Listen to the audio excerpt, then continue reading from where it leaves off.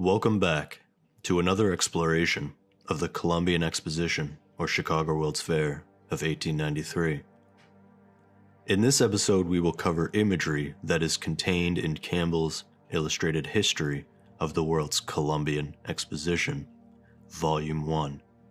Seeing as we went through various foundational aspects of photo manipulation in the previous video, we are going to dive directly into some imagery and get through as many as possible within this book.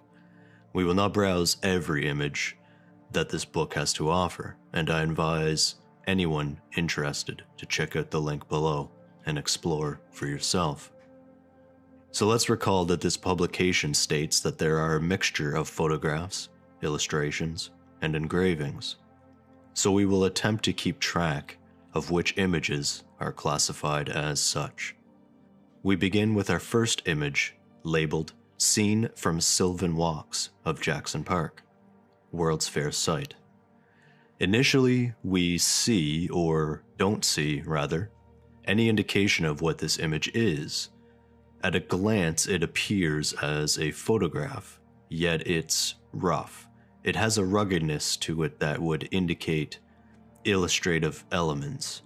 The thing is with these images is not all of them have easy indications, and many of my opinions are speculative. I believe some speculation is warranted when we don't have even a medium stated.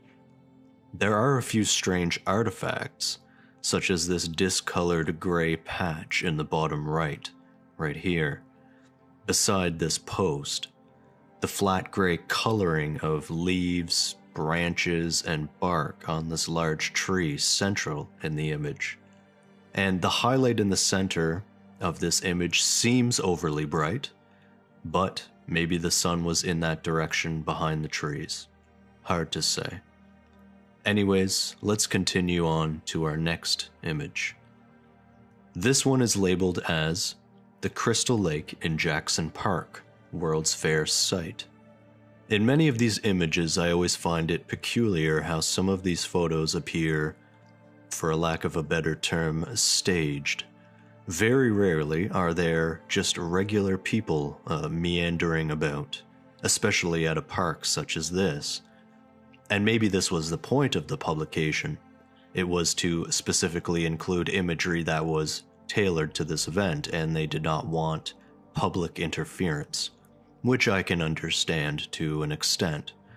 It just feels odd or even eerie with these seemingly placed individuals. But let's examine this one. So initially, no indication of a medium. Now let's look down to the bottom right of the image and immediately see how this tree here has illustrated elements. The bottom half, anyways. The highlights on the right side of the tree are all illustrated or painted or brushed, and along with the ground or grass and the foliage surrounding the base of the tree, you can visibly see the brush strokes and the highlights in some cases. Now looking up slightly at this woman at the edge of the basin, we see that she has a highlight applied to the bottom of her dress. Now moving along to the left, the underside of the bridge seems to have a strong highlighted marking or stroke element going along the contour here. Now we move to the metal railing that has clear highlight markings, especially the planters. And moving to the left as the railing goes off into the darkness, you can visibly see the illustrated highlights. One other detail I found interesting is the reflection of where the plants are. The reflection of the plant, almost in the middle of the photo, does not look like a plant. It almost looks like an obelisk, or at least an object much taller than the planter. The one on the left isn't as big and could be a perspective issue, but it is also quite tall. However, it is darker. Overall, another strange image in this book. Our next image is titled Midway Plaisance connecting Washington and Jackson Parks, part of the World's Fair site. No indication of a medium. Yet this appears to be a photograph. We do have what appears to be illustrative highlights on some of the closer trees. The first 3 trees on the right have strokes on the sides. Zooming in, it appears that you can even differentiate the brush strokes of the highlights, especially on the second tree here on the right branch. Now, there could be natural happenings that create an inconsistent light pattern, such as it being a tree and doing tree things, like being surrounded by other trees and creating shadows. That makes sense. However, these highlights are just too thick, and they're also on both sides of the branch. They just seem out of place. In comparison with the other trees in this frame, the lighting appears inconsistent. With images like this, it seems that if there was editing done, it was fairly benign. Simple highlights to improve the visibility of elements, enhancing contrast, simple and effective. What we are looking to accomplish is gather evidence of manipulation and inquire if the editing was purely cosmetic or had other purposes of perception. Say if there was something to hide or distort the historical lines.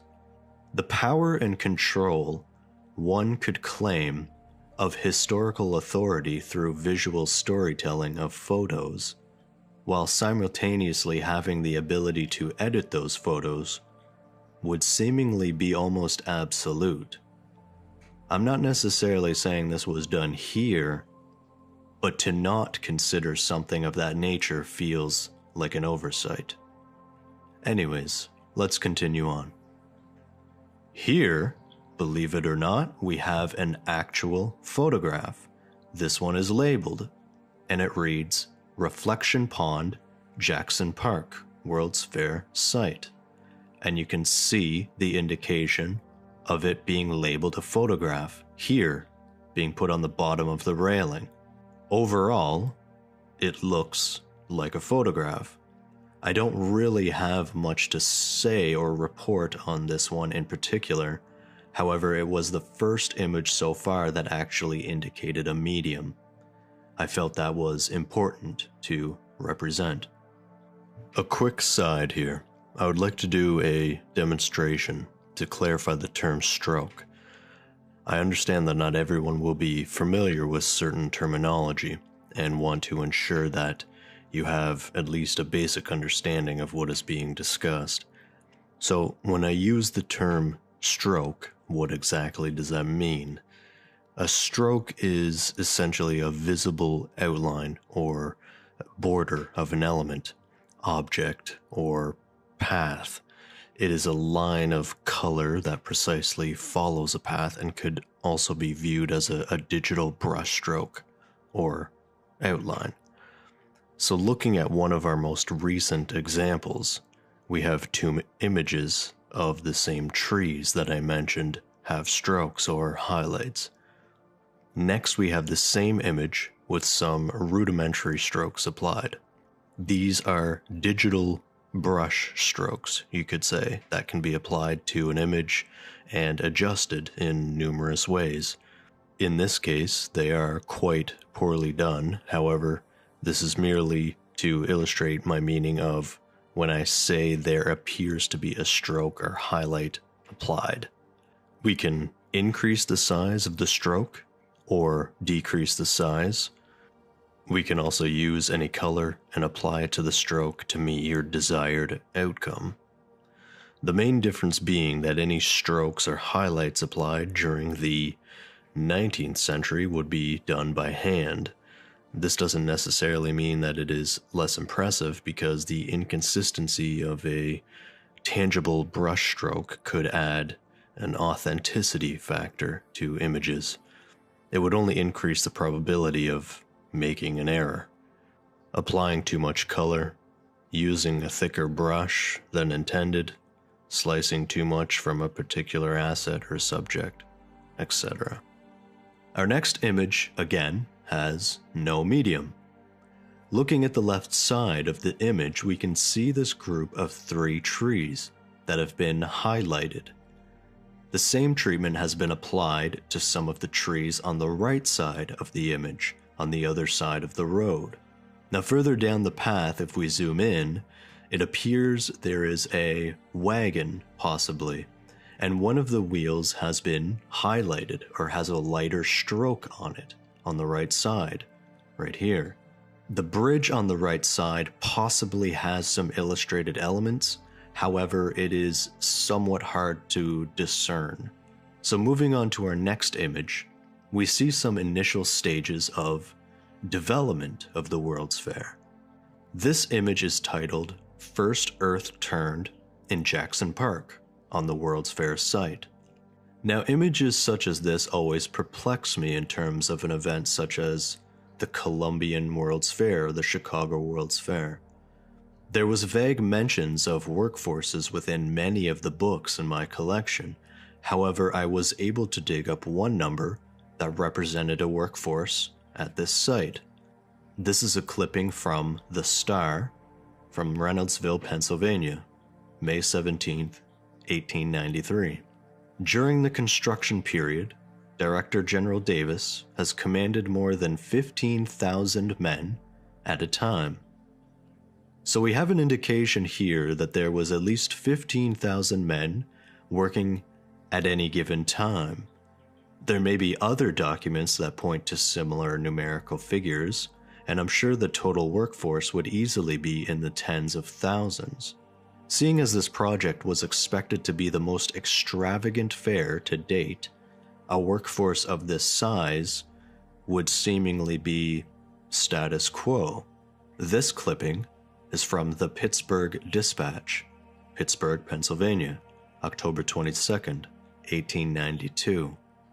The World's Columbian Exposition is to cost 3 times as much as any previous exposition in the history of the world. It occupies about 4 times as many acres and has about twice as much space under roof as the greatest of former expositions. No exposition of the past has ever received the support of more than 1/3 the nations of the world, while the Columbian Exposition has received recognition and applications for space from every civilized nation of the globe. Now, let's take a look at a few more images before going into some historical documents that discuss the initial stages of construction. Next, we have an image called Work Progression in Jackson Park on the World's Fair site. Once again, no indication of a medium. The only really striking element that stuck out to me is the amount of people working can be counted on one hand. There may be more horses even in this image than people. Something that did look a little off is this discoloration of the water in the upper right part of the image. It almost seems to lose the texture of the water and become a flatter color. It could be nothing. I'm merely pointing out oddities and inconsistencies. This next image is labeled Dredging Out Lagoons, Jackson Park, World's Fair site. You can understand the skepticism of these types of documents as we again have no medium. This one has a few oddities, so let's get into the inspection. Initially, this is the first indication of any technology being used to help with this endeavor. And first I would like to note this blurring or foggy effect, and would like those who watched the previous video to recall the initial masking demonstration. I showed a gentleman's headshot that had been masked and his clothing had a similar effect, basically smoothing out or blending any rough edges from an added element. So could that be the case here? It is certainly questionable.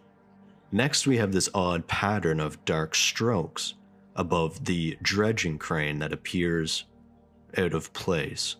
And looking just below that, we have this strange object hanging from the telephone pole that is this unusual triangular shape with a rounded bottom. Now, from here, if we look from that point and go directly downwards, we run into this strange line in the image. Now, I'm unsure if this is actually part of the image, but we have this indication of a white stroke or a white line at the beginning or bottom of this image. It just is a bit strange. Now, looking closely, how many people are in this image working? Can you see anyone? There are some in the depths of the photo, and still find that incredibly odd that we have to strain to find people working. Now, lastly, I do also question this house in the middle, behind the mounds of dirt. The closer you zoom, the more it appears the left window has a blob of color over it. Possibly an artifact, possibly an illustration, or maybe even an asset. Maybe it was there in reality.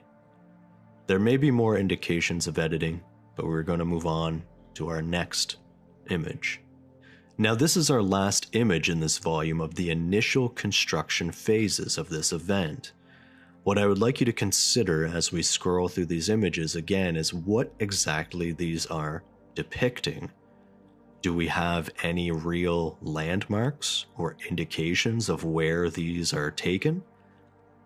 With the foundation from our previous video, we know that assets can be removed, added in, illustrated, painted over, layered, and masked into imagery.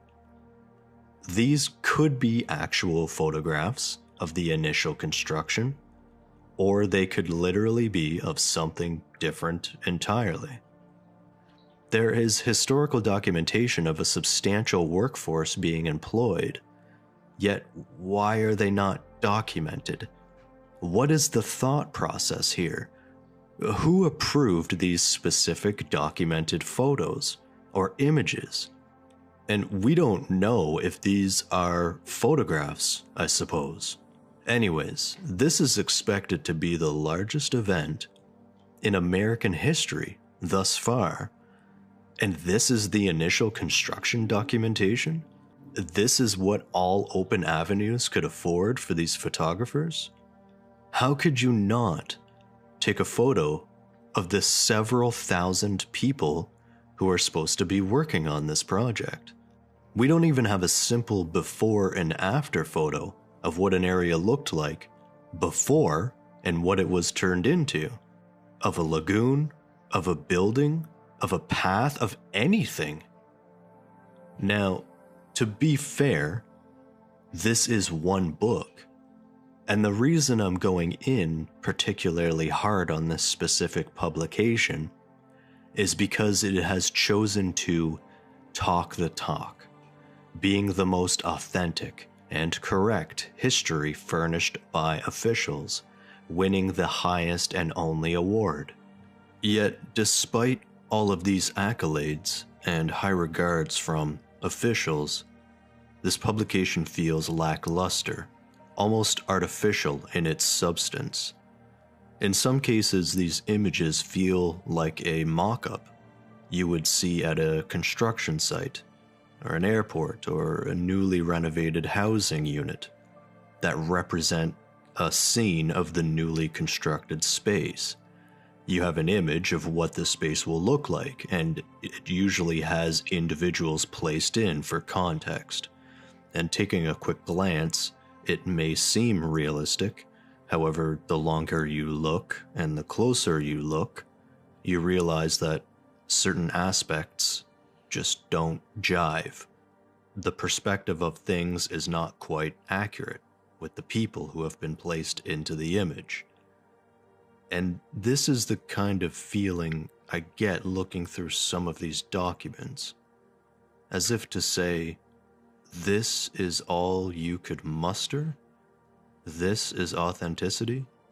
This is historical documentation?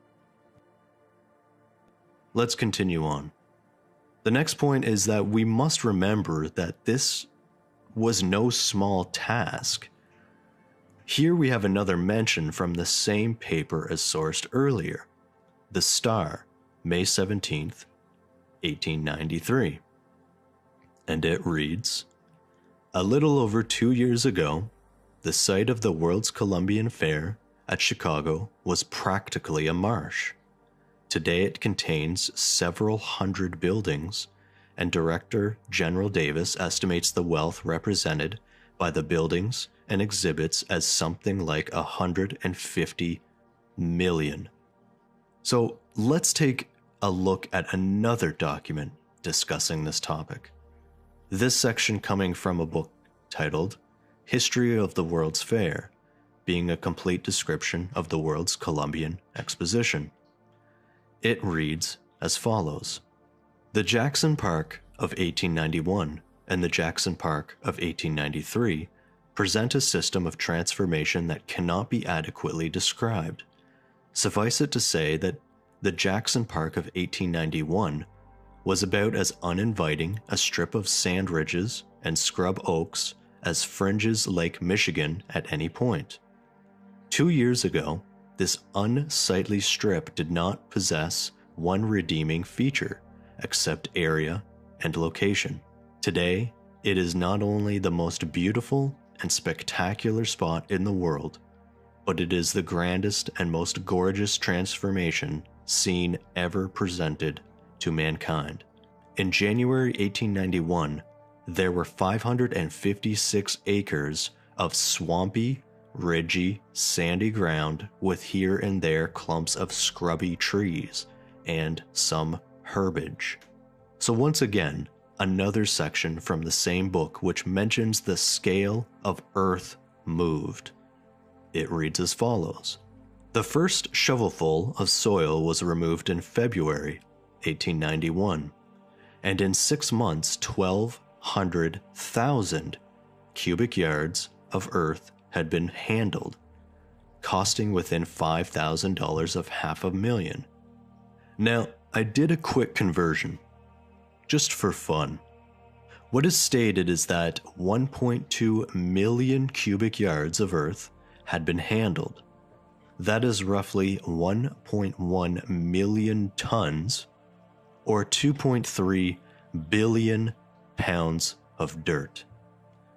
These are just funny numbers to me at this point. I cannot equate that amount of earth.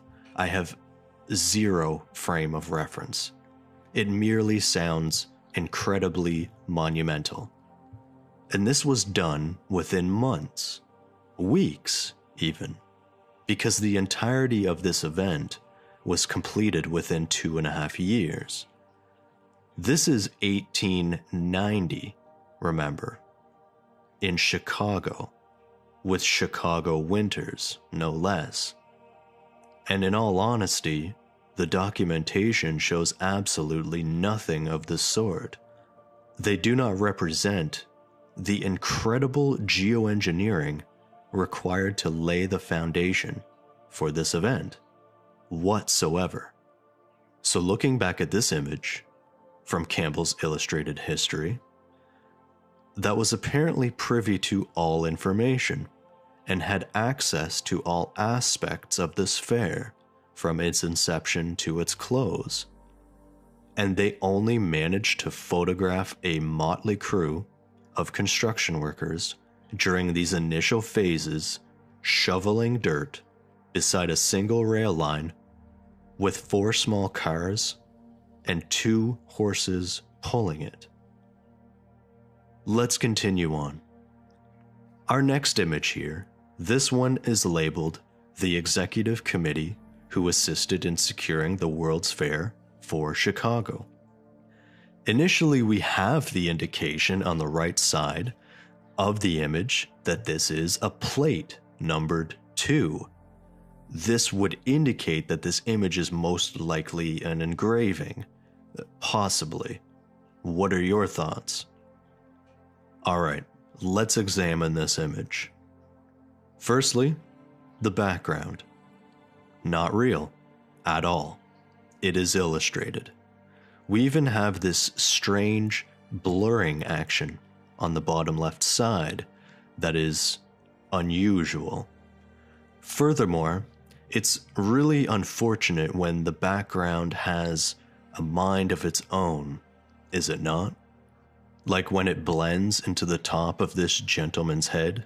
Let me tell you guys, the amount of photos I took where the intricate molding lining the walls would interfere with my subjects was so numerous. If I had a nickel for every time that happened. Anyways, this also tends to remind me of taking family photos when you gather everyone up and begin with, when I say cheese or smile, you need to look at the camera, and the end result is this image. Literally everyone looking in a different direction. Yet there is that one person that followed the direction. This guy. Or maybe this is like a 19th century version of a terrible album cover, where the photographer told them to just look into the distance, but didn't tell them where exactly to look. Okay, that's enough. That's enough. Let's move on to our next image. Now, this image is labeled as Director General Davis's private office. Some of you may notice that this image was used briefly in the introduction video, so let's examine this a little further. So, an interesting start because our medium is indicated by our watermark, I suppose, in the bottom left, if you could call that a watermark, or maybe just a signature. Furthermore, we have a small section that describes this in the text above the image, which reads as follows. Through the courtesy of Director General George R. Davis, we were afforded an opportunity to send our artist to his sanctum sanctorum and obtain this accompanying photograph, which represents General Davis sitting at his desk, engaged in conversation with two visitors. So please take note of some of the details here, guys. Initially, we have mentioned that an artist was sent. Now, is one who takes photographs an artist? Yes, I would absolutely say they are. Anyone who excels in a particular craft could be described as an artist. However, if I was describing someone who takes photographs, I would probably use the term photographer. Or possibly this is merely a language difference of over a century. Furthermore, where was this artist sent? They were sent to General Davis's sanctum sanctorum, which is a term you don't necessarily hear too often. Sanctum sanctorum, the Holy of Holies. There are architectural wonders in this world that will bring you to your knees emotionally from their beauty and magnificence, literally eliciting an emotional response. And clearly that type of response is only secondary to this room. This room with artwork masterfully hung with 5 feet of wire fastened to the crown molding, if that's even what it is. Yet our writer, who was seemingly so enthralled with declaring this space a place of literal worship, they forgot to count how many individuals were actually in attendance in their own photograph. Reading again from our quote, General Davis, sitting at his desk, engaged in conversation with 2 visitors. Now, correct me if I'm wrong, but if General Davis is engaged with 2 visitors, that would equal 3 total individuals. Then how come there are 4 people in this image? And literally in the next sentence, they confirm that there is indeed 4 people in the image by naming all 4 people in the image. Now, am I missing something here? Maybe I'm reading too much into this. Oh, and to also add here, there's a typo further down in this small section, in the word this. Now, mistakes happen. I make them all the time. Yet we are beginning to see more than mistakes, and dipping into the realm of just sloppiness. Is this only the case because of the intense scrutiny on my part, and finding small errors that could happen to anyone? It is always possible, but is it probable? Alright, moving on. Let's go over some details of this particular image.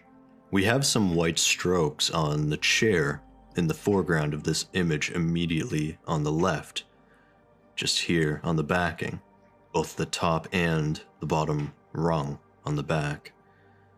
Looking a bit further up, we see this old radiator. We can see that these white strokes or highlights go off into the darkness near the bottom.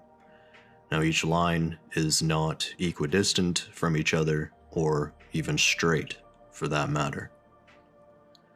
So let's take a look at this first man on the left side.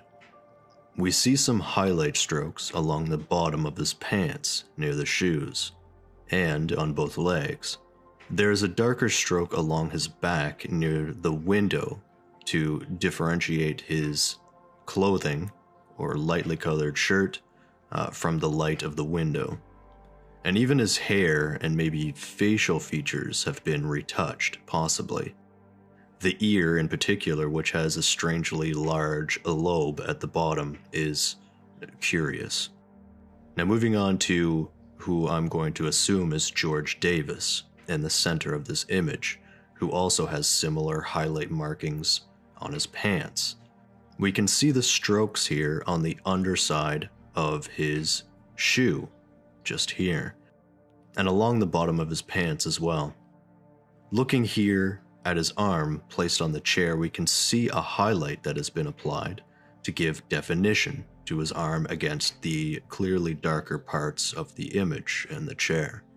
And what about his face? Do you have any thoughts here? Is the beard illustrated? Has his hair been retouched? We also have this indication of blurring or a fuzziness here. It almost resembles a smoke trail from a pipe or something. I'm actually unsure what this might be, but wanted to point it out. Next we have this gentleman on the right side sitting at the desk who, again, has the same highlight features as the other men, especially on the elbow, right here. Next is his face. Now this may be due to this dark stroke on his nose, but it distorts the perspective of his face and it looks flat. I'm having a hard time pinpointing why his face seems out of place, but something feels off, something feels different. Anyways, moving on. The last figure in the image, our man in the back. Now this guy has the same highlights as mentioned before on all the previous individuals. His whole jacket looks to have a white stroke applied to the outer edges. And lastly, I thought the previous man's face was flat. Well, this guy in the back just looks like one of those cardboard cutouts. The perspective of his lean on this desk is just awkward. Possibly illustrated in or maybe cut and placed from another image. And maybe it's just a perspective issue and I'm completely off. I just feel there is more dimensionality in the picture frame behind him than he himself has. Hopefully that made sense. Now just to finalize, all of these men could in actuality be in this image, and the simple act of highlighting, shading, or retouching certain elements can distort perspective and create a cartoonish effect that simply looks unrealistic or flat. This would be considered an art like anything else. A basic understanding of lighting and dimensionality would obviously help, and who knows the time constraints for producing this specific image, or this publication in general. Regardless, let's continue on. I referenced earlier in this video that many photos were the initial construction process, and that may have been poorly worded. It was the initial groundwork, the moving and shaping of the grounds itself. From here, we will begin to see the initial building process. And this will be the last image of this book for this episode, and we'll cue up the next round of images that will delve into building and construction. This image is titled Administration Building in Course of Erection, October 1891. One of the first striking details of this particular image is that there is snow on the ground in October, and maybe some locals of Chicago could enlighten me on the average season of winter in Chicago. Is this usual to have snow on the ground in October? Additionally, it also increases the chances to blow out your highlights or white areas in the image that may make the image unusable. It merely seems unusual to take photos of this nature in the winter with no one around. Was it taken this way in order to showcase the construction without any obstructions of people or machinery? That seems to be unknown. So let's take a look at a few finer details. We have this strange artifact on the right side that looks like a brushstroke, and not a minor one. It is quite large, or maybe even it is a scratch at the very edge here. And looking closely at some of this lattice work above the main archway, we see that certain areas are blurry. I'm unsure if this is part of the photograph, yet we do have areas that appear quite clear, and other areas in some cases right beside it that look blurry. Now, looking into the scaffolding and interior of this building, we do see some people at work, a skeleton crew at best, not many to speak of. Overall, we do have building supplies, we have scaffolding, we have some mechanisms that look like cranes or hoists. We do not have a medium though. To close out this episode, I would like to add one final image, and it may look familiar. This image is from a book titled Photographs of the World's Fair, an elaborate collection of photographs of the buildings, grounds, and exhibits of the World's Columbian Exposition, 1894.